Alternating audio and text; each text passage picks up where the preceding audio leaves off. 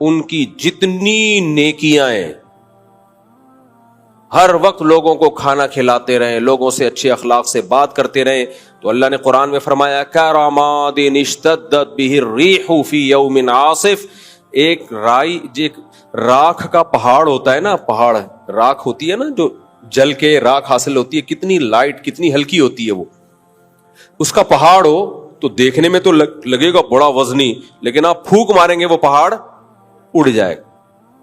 تو اللہ نے کہا کہ تم چونکہ اپنے اینگل سے دیکھ رہے ہو چیزوں کو، اس لیے تمہیں جو مشرک اور کافر لوگ ہیں ان کے عمل دیکھنے میں بہت اچھے لگیں گے، انہوں نے ہسپتال بنا دیے، انہوں نے انسانیت کی ایسی خدمت کی، لیکن وہ وزن میں میرے نزدیک بہت ہلکے ہیں۔ قیامت کے دن جب ان کو ترازو میں رکھا جائے گا، ان کا ایک پھونک ماریں گے اور وہ اڑ جائیں گے۔ اللہ نے یہ نہیں کہا کہ ان کا وزن ہے ہی نہیں، بلکہ اللہ نے کہا ان کا وزن بہت ہلکا ہے، وہ اس قابل نہیں ہے کہ ان کو بخشوا دے۔ ہاں، اس قابل ضرور ہے کہ عذاب میں کمی کا ذریعہ بن جائے، اس قابل ضرور ہے کہ عذاب میں کمی کا ذریعہ، بخشوا نہیں سکتا ان کو۔ اور اللہ کی نظر میں جو سب سے بڑی نیکی ہے وہ کیا ہے؟ توحید، اللہ کے وجود کو ماننا اور اللہ کو ایک سمجھنا۔ حالانکہ انسانیت کی نظر میں تو کوئی یہ بہت بڑی نیکی نہیں ہے۔ اب یہاں ایک سوال پیدا ہوتا ہے کہ اللہ نے یہ اینگل رکھا ہوا کیوں ہے؟ اللہ تعالیٰ اس اینگل سے دیکھتا کیوں ہے؟ یعنی یہ کیا بات ہے کہ آپ اگر مشرک ہیں، اللہ کے ساتھ شرک کرتے ہیں، یا اللہ کے وجود جیسے ملحد اور ایتھیسٹ لوگ خدا کو مانتے ہی نہیں ہیں، وہ کہتے ہیں ہے ہی نہیں ہے، سب آٹومیٹیکلی خود بخود سب کچھ چلا آ رہا ہے، سوال یہ پیدا ہوتا ہے کہ پھر ایسا وجہ کیا ہے؟ اللہ نے اتنا مضبوط موقف کیوں رکھا ہوا ہے، جس کو میں اپنی زبان میں موقف کہہ رہا ہوں؟ اللہ کی طرف موقف کا لفظ کی نسبت نہیں کی جاتی، لیکن آسان لفظوں میں سمجھانے کے لیے کہ ایسا کیوں اللہ نے یہ نظریہ ہے کہ بھئی یہ اگر تم کفر کرتے ہو، اللہ کے ساتھ شرک کرتے ہو، تو کوئی حیثیت تمہارے کسی عمل کی اللہ کی نظر میں نہیں ہے کیوں؟ دیکھیں اس کی وہی وجہ ہے کہ اللہ کہتا ہے، ہم جب کہتے ہیں نا یہ انسانوں کی خدمت کرتا ہے، بہت اچھا ہے، تو اللہ کہتے ہیں سب سے پہلے جس نے تم پر احسانات کیے، جس نے تمہیں پیدا کیا، اس کو تم بھول گئے۔ میں گھر کی ایک مثال دیتا ہوں، ابا اماں کی۔ آپ کی پیدائش کا سبب آپ کے والدین بنے، ماں نے آپ کو جنا، دودھ پلایا، پالا پوسا، آپ کے ابا نے آپ کی تعلیم پہ خرچ کیا، آپ کو گھر دیا، ایک طویل عرصے تک آپ ماں باپ کے احسان میں پلے رہے، پل پل پل آپ ماں باپ کے محتاج تھے۔ جب آپ اپنے پاؤں پہ کھڑے ہو گئے، اب آپ غریبوں کو کھانا کھلا رہے ہو، مسکینوں کو کھانا کھلا رہے ہو، لوگوں کے ساتھ تھینک یو ہنس کھیل کے بات کر رہے ہو، ابا کو لفٹ کرانے کے لیے تیار ہوئی نہیں۔ دنیا تو کہے گی آپ بہت اچھے ہو، لیکن کوئی عقل مند ہوگا نا جو صحیح اینگل سے دیکھتا ہوگا، وہ کہے گا اس کا کیا فائدہ، جو اپنے تھے ان کو آپ بھول گئے، اور جو غیر تھے ان کو آپ نے اپنا بنا لیا، بلکہ اور تانے ملیں گے آپ کو۔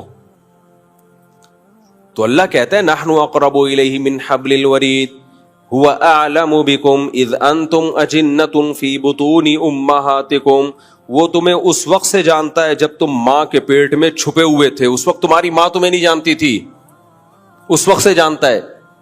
اسی نے پانی کے اندر ایسے سافٹ ویئر انسٹال کیے ہیں کہ ماں کے رحم میں جانے کے بعد اس میں آنکھ، ناک، کان، دل، دماغ، جگر بنتے ہیں۔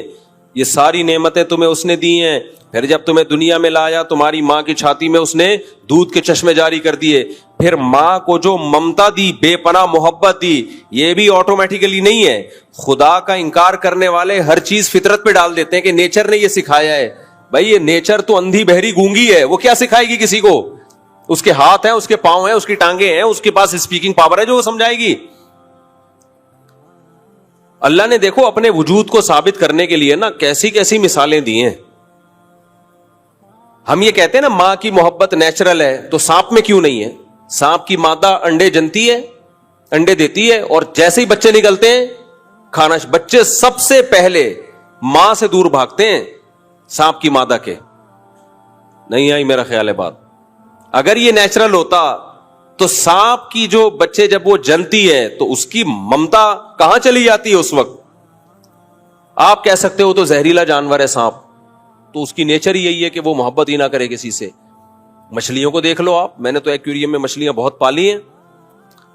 مچھلیاں تو زہریلی نہیں ہوتی، کتنی پولائٹ سی مخلوق ہے مچھلی، فش آرام سے یوں یوں یوں تیر رہی ہوگی.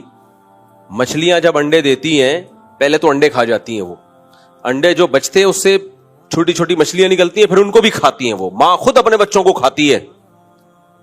جو بچہ بچ نکلنے میں کامیاب وہ جی لیتا ہے، ورنہ اکثر بچے ماں بولو کھا جاتی. اور بھی مخلوق ہے ایسی، کچھ جانور ایسے ہیں جن میں ماں بچہ جن کے کھا جاتی ہے، اور کچھ جانور ایسے ہیں جن میں ماں کی بچے سے محبت ہوتی ہے، اور کچھ ایسے بہت زیادہ ہوتی ہے، اور کچھ ایسے اتنی زیادہ ماں بچے سے محبت کرتی ہے کہ اپنی جان دے دیتی ہے، بچے کو بچا لیتی ہے. تو اس سے پتہ چلتا ہے بھائی یہ خود بخود نہیں ہے، یہ ایک مینجمنٹ ہے. فطرت نے ہر ماں میں اس کی جو ہے نا ایک خاص طریقے سے محبت کے سافٹ ویئر انسٹال کیے ہوئے ہیں. کسی میں محبت زیادہ ڈال دی ہے، کسی میں کم ڈال دی ہے، کسی میں بالکل بھی نہیں ڈالی، اور کسی میں نفرت ڈال دی ہے، اور کسی میں بہت زیادہ نفرت ڈال دی ہے. تو یہ ماں کی محبت کو ہم نیچرل کہتے ہیں، یہ اپنی زبان میں کہتے ہیں، ورنہ نیچرل اصل میں اس دنیا میں کچھ بھی نہیں ہے، سب خدا کا پیدا کردہ ہے. اب جب آپ دیکھتے ہو نا کہ کون سے جانور ہیں جن کے ماں کے دل میں، اچھا کچھ جانور ایسے ہیں کہ ماں تو محبت کرتی ہے، باپ نہیں محبت کرتا بچوں سے. جیسے اکثر جانوروں میں باپ کے دل میں کوئی محبت ہوتی ہے بچوں سے. بھائی بکری اپنے بچے کو پالتی ہے، بکرا پالتا ہے جس کے بچے ہیں؟ مجھے لگ رہا ہے آپ لوگ کیا پالتا ہے، مجھے خیال چپ بیٹھے ہیں. بکری بچے کو پالتی ہے، بکرا نہیں پالتا.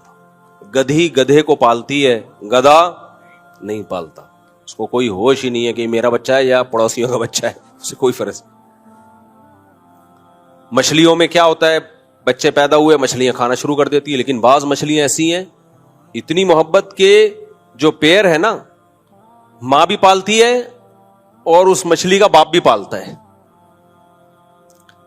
تو اگر یہ خود بخود ہو رہا ہوتا نا تو اس میں اتنی خوبصورت مینجمنٹ نہ ہوتی. اب سائنسدانوں نے جب غور کیا نا کہ کون سی جانور ایسا ہے جس کی ماں میں محبت بہت زیادہ ہے، کسی میں کم ہے، کسی میں ماں اور باپ دونوں میں ہے، اور کسی میں بالکل بھی نہیں ہے، تو دیکھا کہ جن جانوروں کا گروتھ ریشو بہت کم ہے اور وہ بہت کم ہے، ان میں ماں کی ممتا بہت زیادہ.